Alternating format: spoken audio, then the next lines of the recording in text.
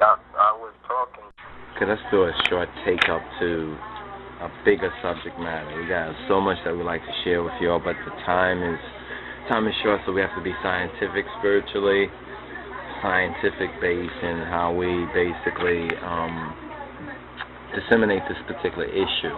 Now, many of y'all probably have already seen the post that we did on this Megalommatis, this Turkish-Greek guy, Hittite guy. I like to call him a Hittite because, like we say, we like to deal with the ancient references because history teaches you a lot.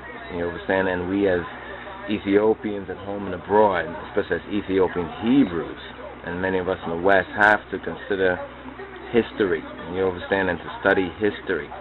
Now, this particular take-up is we're going to touch on certain particular aspects of history or culture or words or perhaps certain points that are so skewed and sometimes they pass below the surface, and what happens is that we will begin to articulate in the very language of our enemy, right? And we're not just talking about speaking English, but we will start to articulate certain ideas that basically favor certain Ferengi elements, Ferengi peoples, and Ferengi ideologies.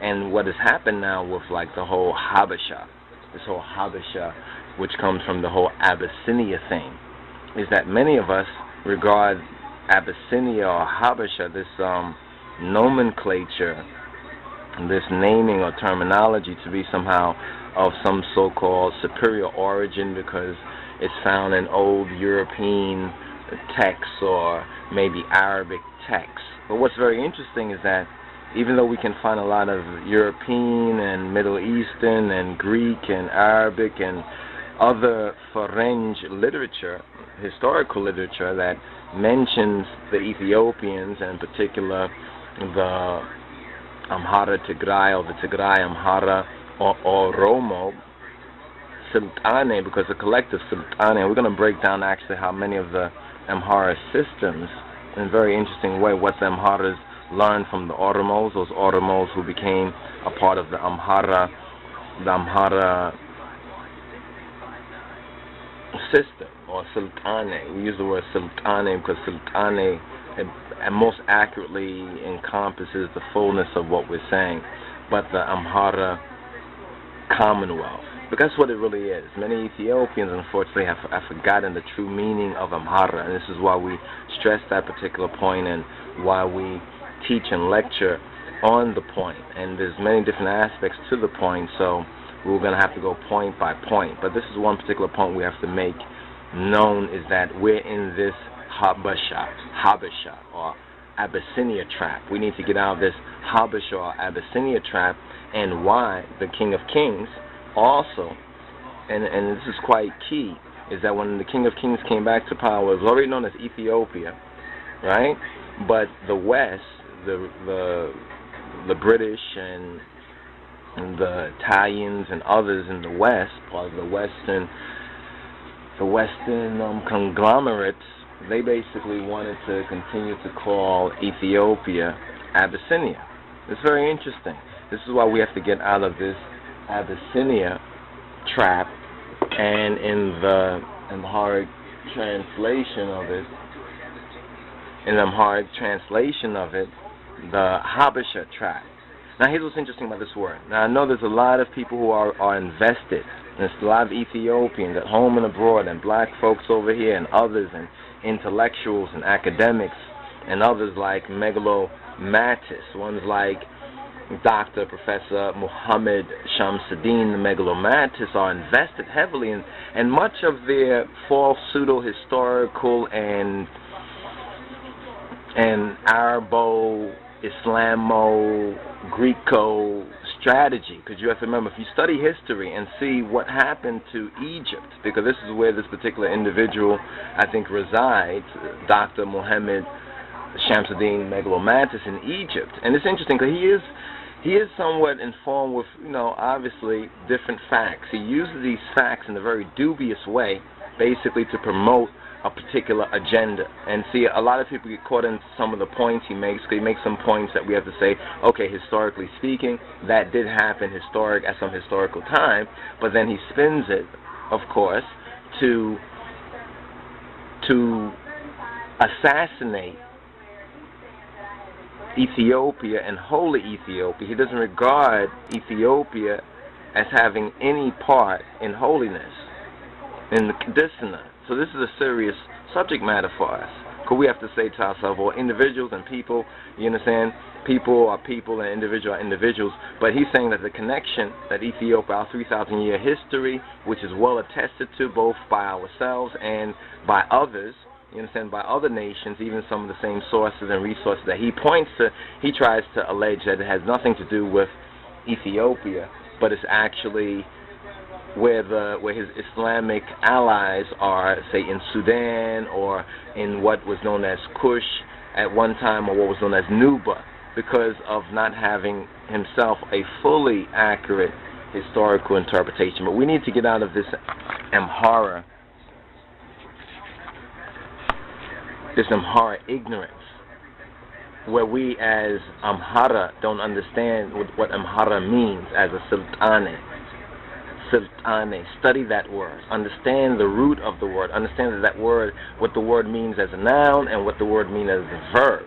But we need to come out of this Abyssinia trap, because when studying the literature on Abyssinia, and see, a lot of Western people, and this is what surprises me about a lot of Ethiopian people, and to some degree even ones like Megalommatis may be somewhat correct, that a lot of ignorance has crept in among the modern day so-called pseudo-Amhara, that they even call themselves Abyssinian, that they even call themselves Habesha, and proudly Habesha, not knowing that this was a French terminology, siyame, that was imposed from the outside on those highland peoples, on the Tigray, Amhara, and Oromo Commonwealth, those who came under that umbrella of the Al-Qidan, that this terminology of Abyssinia. Now people say, well, what's your proof that Abyssinia is a French siyame, or a foreign, it's a pejorative name. In fact, we should react to this Abyssinia name like many of the modern day Oromos react to the Gala name.